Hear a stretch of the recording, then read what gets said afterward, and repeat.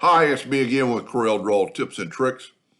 Last night I did this video and the outside was fuzzy on a black type t-shirt.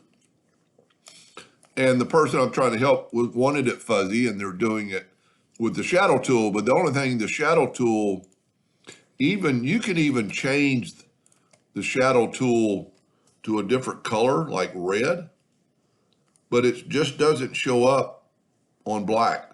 And it actually, well, we could put it in order and put the eyes back. But the shadow tool would work on different colors, even though you made it a red shadow. And shadow tool is pretty easy to do.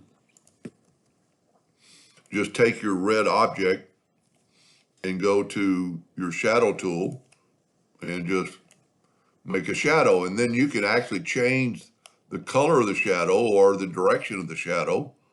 And if you want it all the way around and we can make it red, well, you have to go to object and break the shadow apart and then grab the item and take the shadow and make it red. And at this time, you can actually hold down the shift key and make the shadow bigger. And then when you put the red in, it makes a good shadow and it looks really good.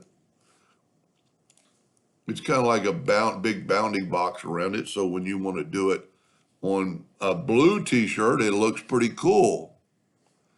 But if you do it on a black, and see, you can't even really grab it because of the bounding box, but if you want to take the blue and make it now black and then move the shadow back, you can't see it.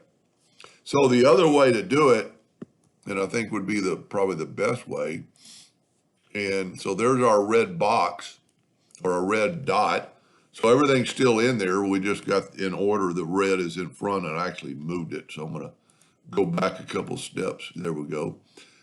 One way you could do it is go to effects and blur and Gaussian blur and just blur it just a little bit. And you could go a little bit more.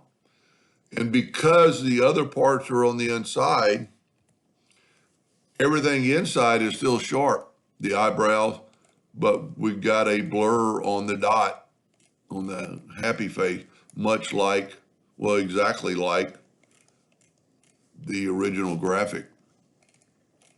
So, but we did not blur the eyeballs or anything because the red dot is actually behind everything and it's in front of the black.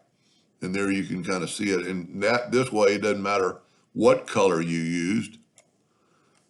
You still got a blurry edge. I hope that answered their question and thank you for watching.